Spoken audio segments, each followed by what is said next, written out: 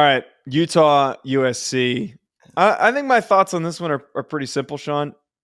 I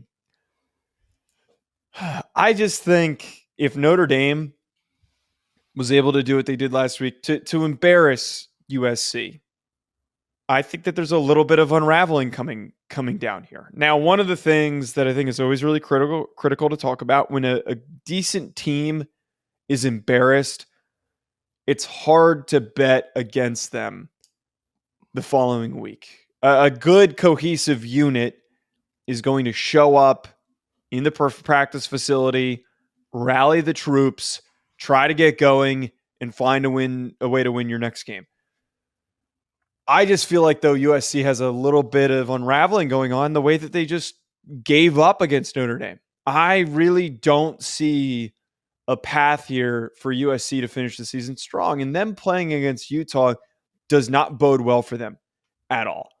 They have a lot of really quality defensive players, a lot of really well-coached players that turn the ball over, create sacks.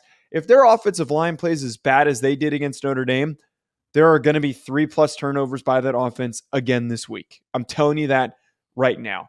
I know that everyone loves to do Joe's a anti-USC guy because he's a Notre Dame homer. But if we look at the way that things shaped out last week, there is a lot of reason to pick Utah in this one. I mean, the critics are right about you. They are 100% correct. All right. Quit focusing about me. You spent too much time thinking about me, talking about me. Let's get the pick out. They are spot on about your analysis and bias. You're a dick. But in this instance, you're not wrong. USC got punked last week. They got punked, and we knew eventually they were going to get punked. And Utah, better than Notre Dame. Utah, meaner than Notre Dame. Defense flies around in thumps. They're not offensively better, though. Did I cut you off when you were babbling incoherently? No, I was babbling coherently. Babble. Yeah, thanks, Speak. Jeez.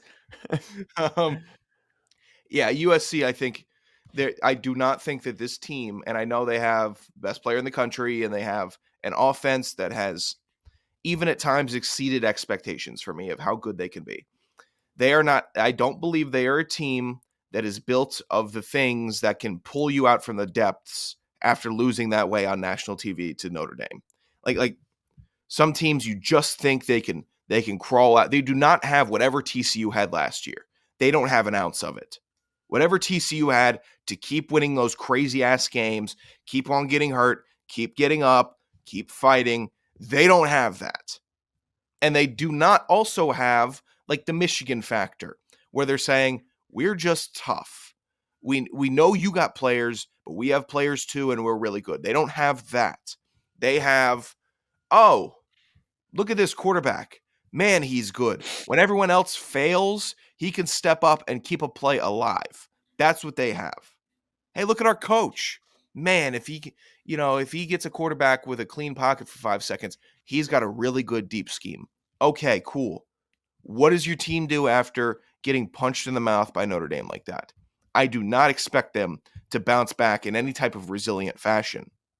And I think Utah's defense is a scary one.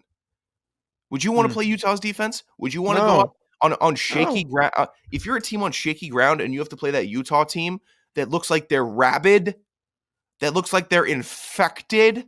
Yeah, they come down wanting to just absolutely smack the shit out of you on every single play. I think you hit the nail on the head here. My big thing is they just don't seem like a team that's a unit that is going to come together. They quit. They quit against Notre Dame. And anytime you see a team quit, Notre Dame, at least when they lost to Louisville by the amount of points that they did, they fought to kind of try to get back into it, even though they looked bad.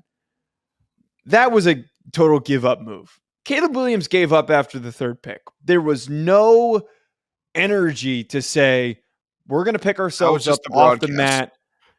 What do you? Oh, you're saying that because of Jason Garrett and the worst broadcast team. The NBC broadcast team. I thought it was us just being jerks listening to it. No, I'm online. I'm like, oh my God! I'm glad I'm not the only one that's noticing this. It's like watching golf. My point is, USC did not pick themselves up off the mat, and they gave up. And anytime I see a team do that, when they get punched in the throat, I don't have a lot of faith that they're going to fight back. If Utah gets one early turnover in this game, I think it's done. It's donezo. There's no coming back. USC kind of feels like a one and done basketball program, right? You have some really good players that you know are going to the next level, and you have some dudes. And then you just have some practice players. And that's what they feel like to me. And you know what? You're going to have a number 1 overall draft pick, and you're going to have some offensive weapons that are going to go first round for the next drafts to come. And maybe you have a defensive player here and there, first round, years to come. But you're not a team. It does not feel like a team playing football. Utah feels more like a team, and I don't know if they have a first round draft pick on their squad. They might have that safety that Cole Bishop won't be a first rounder, but I really like Cole Bishop. He'll be a top 100 guy. But you get what I'm saying, right? Like that's a team, no first rounders. USC might have it. Does for every year they should have one. Right. It's like Kentucky just lost to a team that they shouldn't have, and they've got their 4 first round picks, 3 first round picks, and they're going up the following week to play against like Georgia Tech. And Georgia Tech just got a bunch of 5th-year guys who don't care. And obviously it's probably not the best team pull off the top of my head because Georgia Tech's never been good at basketball. Who would be a better comp? I'm trying to think of in the ACC that just never puts out draft picks but is always decently well-rounded. UVA almost. I mean, UVA. Yeah. Okay, so it's like having they have guys that go to the NBA, but it's not like, oh my God. Right. Yeah.